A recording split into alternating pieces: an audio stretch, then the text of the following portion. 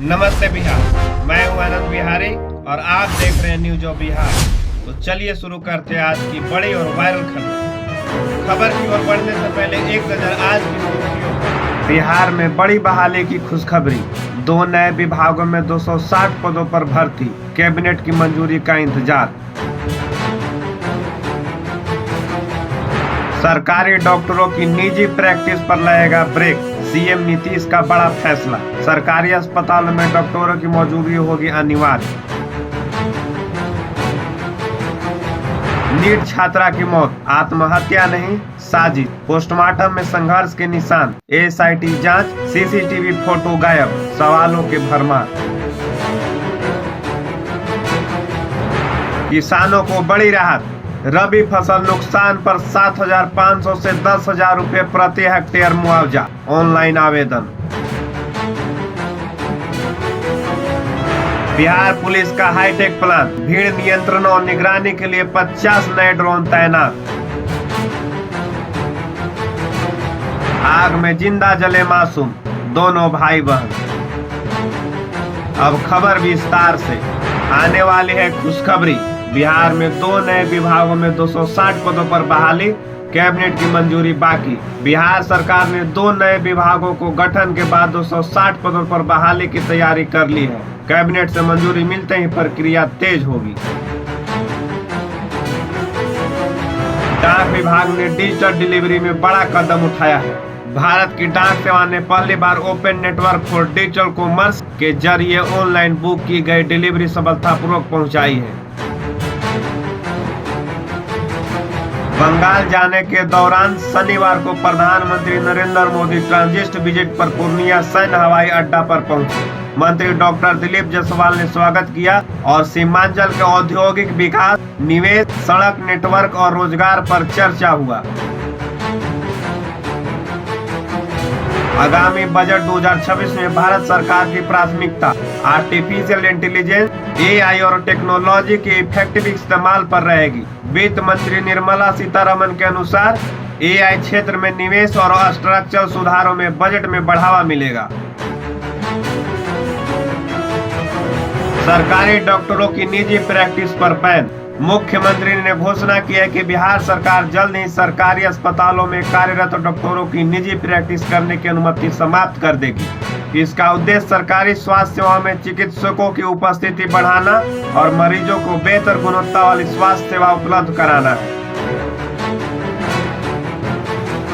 राजस्व विभाग में जन सुनवाई अनिवार्य, सरकार ने यह निर्देश जारी किया है कि 19 जनवरी से सभी राजस्व अधिकारियों द्वारा सप्ताह में 2 दिन सोमवार और शुक्रवार जनता की समस्या को सुनने के लिए अनिवार्य रूप से कार्यालय में रहना होगा। इसका लक्ष्य शासन प्रक्रियाओं को अधिक पारदर्शी और सुलभ बनाना है। दाखिल खारिज के मामलों में देरी पर सख्त हुए विजय सिन्हा, अधिकारियों को अल्टीमेटम दे डाला। बिहार के उप मुख्यमंत्री विजय कुमार सिन्हा ने दाखिल खारिज में देरी को कर्तव्यहीनता बताया। बिना आपत्ति वाले मामलों में तत्काल आदेश अनिवार्य होगा।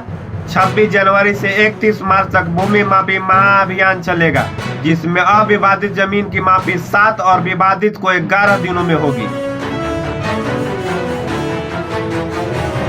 नौकरियों के लिए बड़ा कदम, राज्य सरकार ने अगले 5 साल में 1 करोड़ युवाओं को रोजगार देने के लिए अपने वादों को पूरा करने के लिए 3 नए विभाग का गठन किया है। युवा रोजगार और कौशल विकास विभाग, उच्च शिक्षा विभाग, नागर विमानन विभाग। ये विभाग रोजगार सृजन और कौशल विकास पर विशेष काम करेगा। स्टेट परीक्षा में जल्द ही मैथिली भाषा को शामिल करने की तैयारी। इसमें मिथिलांचल जैसे क्षेत्रों के अभ्यर्थियों को परीक्षा में फायदा मिलेगा। अधिकारी अधिसूचना का भी इंतजार।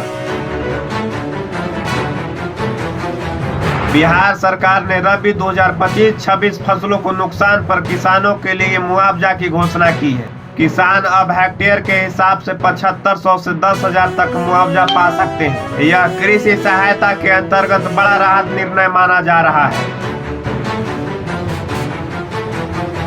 बिहार उद्योग विभाग ने घोषणा की है कि स्टार्टअप के लिए मिलने वाला सीड्स फंड अब 25 लाख तक बढ़ा दिया गया, पहले 10 लाख था।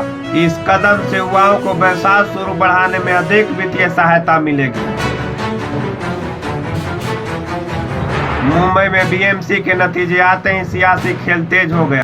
महाराष्ट्र के डिप्टी सीएम एकनाथ शिंदे ने परिणाम आते ही शिवसेना पार्षदों को होटल में शिफ्ट कर दिया है। इन पार्षदों को दल बदल के डर से प्रांदा स्थित होटल में रखा गया है। महावीर मंदिर ट्रस्ट पटना की अगुवाई में मोतिहारी के कल्याणपुर प्रखंड के कैथवलिया गांव में शिवलिंग की स्थापना की ऐतिहासिक क्षणों के गवाह बिहार के मुख्यमंत्री नीतीश कुमार, डिप्टी सीएम सम्राट चौधरी और विजय कुमार सिन्हा समेत लाखों लोग बने। पटना के समूह गर्ल्स हॉस्टल में रह रही नीट की तैयारी कर रही 18 वर्षीय छात्रा की संदिग्ध मौत अब गंभीर मोड़ पर है। पहले पुलिस ने इसे आत्महत्या बताया था, लेकिन पोस्टमार्टम रिपोर्ट के बाद कहानी बदलती दिख रही है। पोस्टमार्टम में यौन उत्पीड़न की संभावना को इनकार नहीं किया जा सकता। शरीर पर संघर्ष के संकेत। परिजनों का आरोप है दुष्कर्म के बाद हत्या। मामले की जांच के लिए एसआईटी गठित। आईजी स्तर के अधिकारियों कर रहे निगरानी। हॉस्टल मालिक हिरासत में, प्रबंधक की भूमिका संदिग्ध। सीसीटीवी होने के बावजूद फुटेज नहीं मिला, सवाल गहरे। स्थानीय लोगों का दावा, हॉस्टल के बाहर अक्सर महंगी गाड़ियां आती जाती थी। विपक्ष और छात्र संगठनों की निष्पक्ष न्यायिक जांच की मांग। यह सिर्फ एक मौत नहीं बल्कि छात्रा की सुरक्षा और सिस्टम की जवाबदेही का मामला है। अब सबकी नजर एसआईटी जांच पर है। सच क्या है ये सामने आना बाकी है। भागलपुर से लापता 2 छात्राओं को 8 दिन बाद भी सुराग नहीं, अब एसआईटी करेगी तलाश। भागलपुर के बबरगंज से लापता 2 छात्राओं को 8 दिन बाद भी सुराग नहीं मिला। पुलिस ने सहेली को संदिग्ध मानकर पूछताछ की है। खेल खेल में जिंदा जल गए मासूम भाई बहन। जमुई में दर्दनाक हादसा।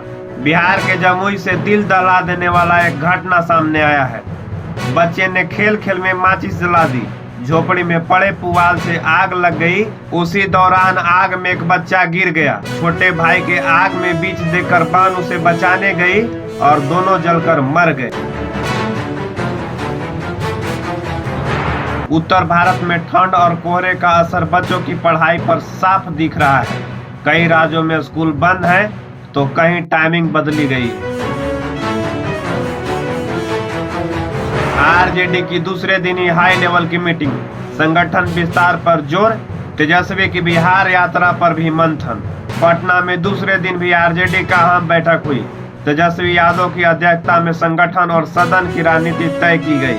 पार्टी ने प्रतिक्रिया की राजनीति छोड़कर संगठन विस्तार, बूथ स्तर की मजबूती और तेजस्वी की बिहार यात्रा को प्राथमिक एजेंडा बनाने का फैसला लिया है।